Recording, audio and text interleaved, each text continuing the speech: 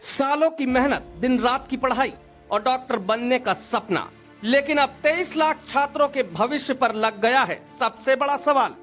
देश की सबसे बड़ी मेडिकल प्रवेश परीक्षा नीट यूजी 2026 को रद्द कर दिया गया है। पेपर लीक के शक ने सिर्फ एक एग्जाम नहीं, पूरे सिस्टम की विश्वसनीयता को कटघरे में खड़ा कर दिया है। देश भर में गुस्सा है, सड़कों पर प्रदर्शन हो रहे हैं और अब इस हाई प्रोफाइल मामले की जांच करेगी सीबीआई। नेशनल टेस्टिंग एजेंसी यानी एनटीए ने 3 मई को आयोजित नीट यूजी 2026 परीक्षा को रद्द करने का फैसला लिया। एजेंसियों से मिले इनपुट और पेपर लीक की आशंका के बाद केंद्र सरकार की मंजूरी से यह कदम उठाया गया।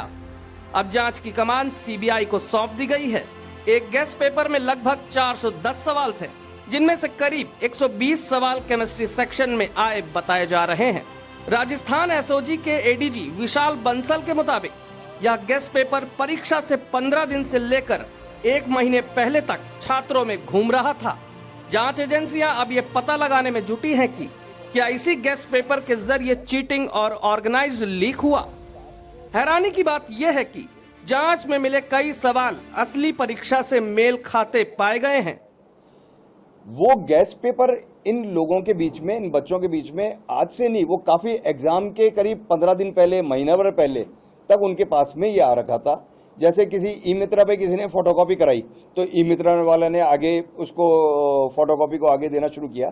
तो हमारी जांच इस गेस्ट पेपर के बेसिस के ऊपर जो चीटिंग हो रही है या किसी प्रकार का क्या कोई क्राइम हो रहा है उसके ऊपर केंद्रित है कि हम उसकी देखें। इसी बीच देश भर में छात्रों का गुस्सा फूट पड़ा है। एनएसयूआई छात्र समेत कई संगठनों ने पेपर लीक के खिलाफ विरोध प्रदर्शन शुरू कर दिया।